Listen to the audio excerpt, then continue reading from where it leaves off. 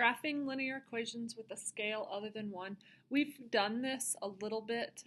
I just wanted to make sure that everyone understands and everyone's on the same page. So if you look, if I gave you a graph and I said, what would be the linear equation?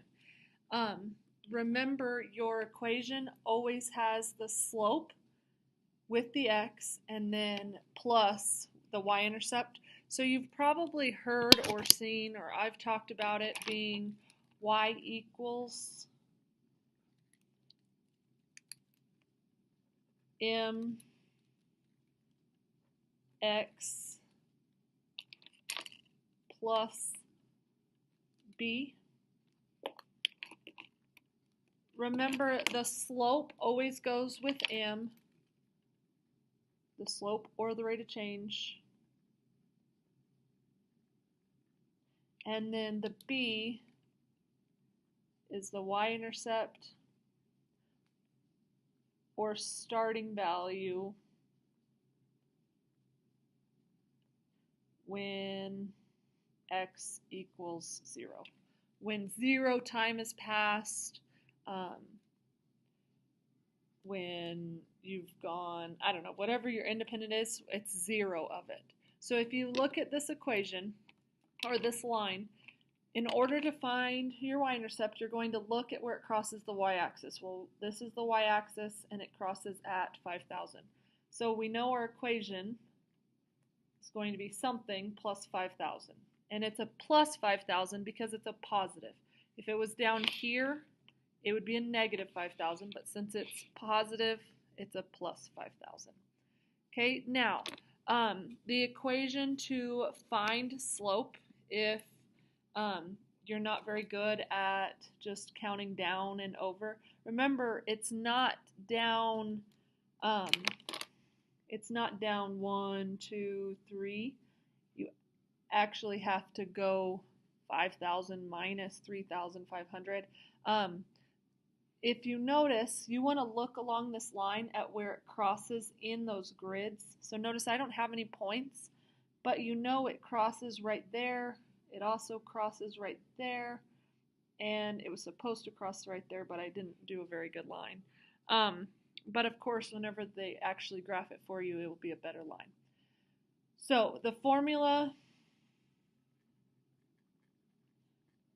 to find slope is always y2, y sub 2. So you take the second y value, subtract the first y value, and divide by x2 minus x1. So I'm going to take this point and this point. So we have 0, 5,000. And then we have the point 10, 3,500. Now, if you look at this, you could easily, and this is something that I had a few people do on the interim, which is perfect, you could just make this into a table and find out how much it changed by taking those 2 points. Well, it went up 10, 5,000 to 3,500 went down.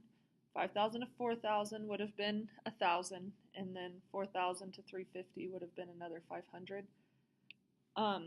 So you could do it that way, but some people like an actual formula. Again, I've told you guys over and over, I don't care how you do it as long as you do it the right way.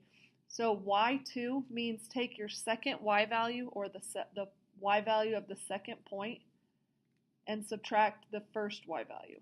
So 3,500 minus 5,000 and divide by x2 minus x1. It is important that this is the second point on both y and x, or you're going to end up getting a negative when you're supposed to be positive, or vice versa. Okay, now type that in your calculator if you can't do it in your head. 3,500 minus 5,000 is 1,500, which is what we said, or what I said just a second ago on this table. And divide by 10 minus 1 is just 10. So we would take negative 1,500 and divide by 10. So it's negative 150. So this is our slope. So I would do negative 150x.